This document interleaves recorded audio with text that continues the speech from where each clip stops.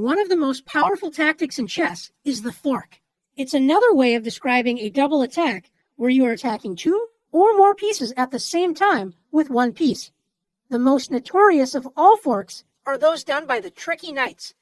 Let's take a look. In this position, white appears to be in serious trouble.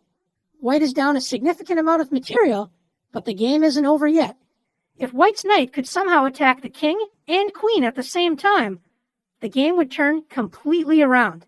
In this case, knight e7 check saves the game for white. It forks the king with check and attacks the queen. So once the king moves, white is able to win the queen. Let's take a look at another example.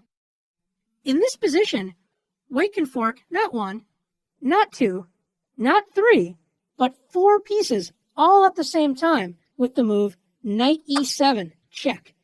This move is known as a family fork because the knight forks the entire family of black pieces.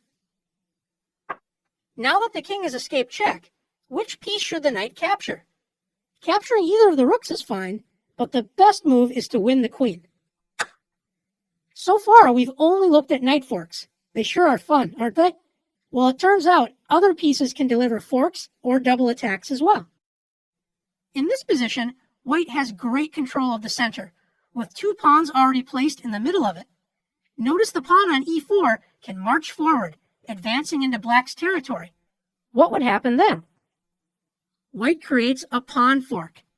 Remember, forks are most effective when you attack two greater valued pieces with a less valued piece. In this case, the pawn attacks the greater valued bishop and knight at the same time. When one moves, the pawn will capture the other piece. For example, when the bishop moves, the pawn captures the knight. And after the pawn is recaptured, white gains a knight for a pawn using a fork tactic. Finally, in this position, white has a queen versus a rook. This isn't the easiest endgame to win, but in this position, white's in luck. White can win black's rook by using a fork. Can you see how white can check the black king and attack the unprotected rook at the same time? That's right, queen to d1 check, checking the black king and attacking the unprotected rook on a4. After the king moves, say king to c7, white wins the rook with queen takes a4. Now that you've learned the power of the double attack known as the fork, it's your turn to practice using the fork tactic.